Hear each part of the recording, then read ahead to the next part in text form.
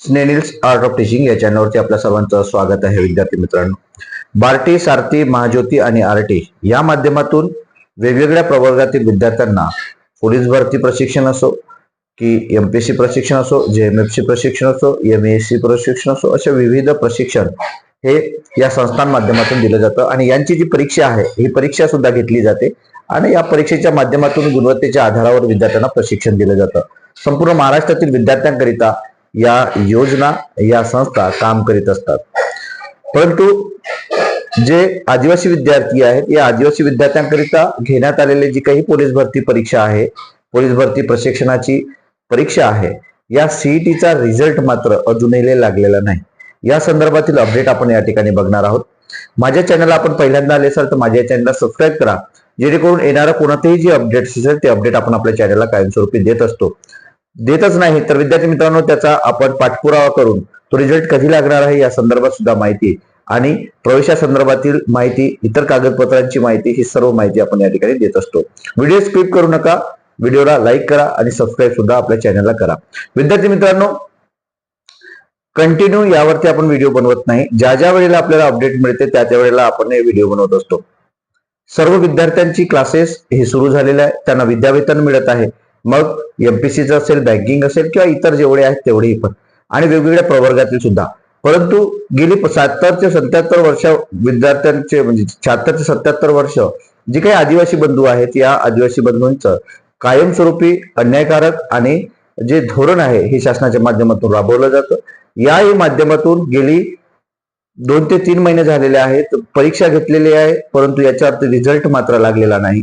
Police भरती जी आहे, प्रशिक्षण आहे, त्याचा फायदा आपल्या विद्यार्थ्यांना व्हायला पाहिजे, हे शासनाला या ठिकाणी दिसत नाही आणि त्यामुळं कदाचित यामुळेच रिझल्ट लावलेला नसेल, दिसत नसेल, त्यामुळे त्यांनी रिझल्ट लावलेला नसेल किंवा कोणत्याही नेत्याला, पदाधिकाऱ्याला असंही वाटलं नाही की हा रिझल्ट लावला पाहिजे. कारण आता 16,000ची जी भरती चालू आहे पोलीस भरती, त्याचे रिझल्ट सुद्धा लागलेले आहेत. त्यात कितीतरी आदिवासी विद्यार्थ्यांचं या प्रशिक्षण न मिळाल्यामुळं त्यांचा त्या ठिकाणी रिझल्ट आलेला नाही आणि आजही ती गावाकडे परतत आहेत. कारण विद्यावेतन मिळेल या दृष्टीनं विद्यार्थी शहराकडे वळलेली होती, त्या ठिकाणी ग्राउंड लावलेला होता, त्या ठिकाणी अभ्यास करत होते. परंतु चांगले मार्क्स येईल वा या बेताने, रिझल्ट येईल या बेताने विद्यार्थी त्या ठिकाणी त्या शहरामध्ये राहिलेत. परंतु कोणत्याही प्रकारचा त्या ठिकाणी रिझल्टची वाट बघून सुद्धा हातात त्यांना गाजर सरकारने दिला. कारण यापूर्वीही सरकार गाजरच देत आहे आणि आता सुद्धा विद्यार्थ्यांना गाजर मिळालेला आहे. कायमस्वरूपी आदिवासी विद्यार्थ्यावरती अन्याय करताना या ठिकाणी शासन दिसत आहे, प्रशासन दिसत आहे, पण याला ज्या विचारणारा कोणीही व्यक्ती अजूनपर्यंत तयार झालेला नाही, हे या ठिकाणी स्पष्ट दिसत आहे. विद्यार्थी मित्रांनो, काल एक विद्यार्थी आपला, त्याने फोन केला आणि त्या फोन केल्यानंतर त्याने त्या टीआरटीला विचारलं. त्याच्यापूर्वी 4 ते 5 दिवसापूर्वी आपला एक नेचर फाउंडेशनचा एक विद्यार्थी त्या ठिकाणी गुंजन सावसाकडे आणि दिलीप गुळदे हे दोघे सुद्धा प्रतिनिधी त्या ठिकाणी गेलेत. त्यावेळेला त्यांनी उडवाउडवीची उत्तरं दिली. जेव्हा लागेल तेव्हा लागेल, फक्त साईट चेक करत राहा, असं त्यांनी उत्तर दिलं. म्हणजे स्पष्ट प्रशासकीय जे काही अधिकारी आहेत, स्पष्ट सुद्धा विद्यार्थ्यांना सांगू शकत नाही. त्यांनाही माहित नाही की रिझल्ट कधी लागणार आहे. दुसरी बाब अशी की आता या विद्यार्थ्यांनी त्याला फोन केला असता, त्यांनी फोन, खूप विद्यार्थी असे आहेत जे फोन उचलत नाही.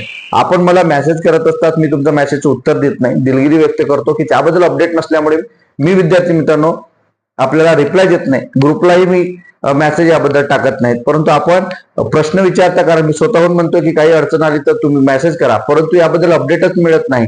जी ऑफिसवाले लोक आहेत ते अपडेट देत नाहीत, मग आपण काय अपडेट देणार आहोत. आता काल ज्या विद्यार्थ्याने फोन केला त्याने मला मेसेज केला की सर 2 दिवसात रिझल्ट लागेल, असं त्यांनी म्हटलेलं आहे.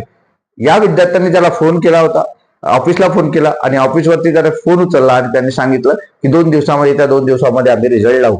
पण विद्यार्थी मित्रांनो, त्या विद्यार्थ्याला दिलासा वाटला, त्याने मला मेसेज केला, पण यावरतीही माझा विश्वास नाही. कारण ते खरंच 2 दिवसात रिझल्ट लावतील का, यावर आपल्याला शंका आहे. जर लागला तर बेटर, खूप चांगलं होईल. जे भरती झाल्यावर सुद्धा विद्यार्थ्यांना त्याचा पुढच्या भरतीसाठी फायदा होईल. म्हणजे तोंडचा आलेला घास किंवा पोलीस भरती आलेली होती, त्यात कोणी विद्यार्थी असतील 2 मार्काने 3 मार्काने, त्यात फिजिकल गेला असेल, कोणाचा रायटिंग स्किल मध्ये, लेखी परीक्षेमध्ये गेला असेल. परंतु हे जे नुकसान आहे हे प्रशासनाने केलेलं आहे. परीक्षा घेऊन सुद्धा निकाल लावलेला नाही. हे जाणीवपूर्वक आदिवासी विद्यार्थ्यांचा अन्याय आहे, हे आपल्याला दिसत आहे. याच्या विरुद्ध आपल्याला पेट घेऊन उठणं गरजेचं आहे, पेटून उठणं गरजेचं आहे. कारण आपण हे जे अन्याय आहे ते कधीपर्यंत सहन करणार आहेत.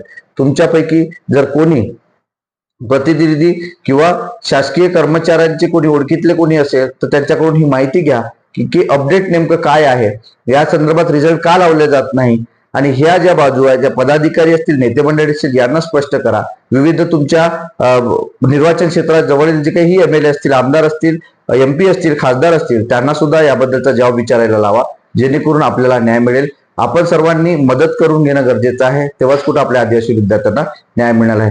तुम्हाला या निकालाबद्दल नेमकं काय वाटते, या प्रशासनाच्या भूमिकेबद्दल काय वाटते, शासनाच्या भूमिकेबद्दल काय वाटते, पदाधिकाऱ्यांच्या भूमिकेबद्दल काय वाटते, आदिवासी ज्या काही संघटना आहेत त्याबद्दल नेमकं काय वाटते, हे सुद्धा या ठिकाणी कमेंट बॉक्समध्ये कळवा. अशाच अपडेट करता माझ्या चॅनलला मात्र सबस्क्राईब करा. धन्यवाद.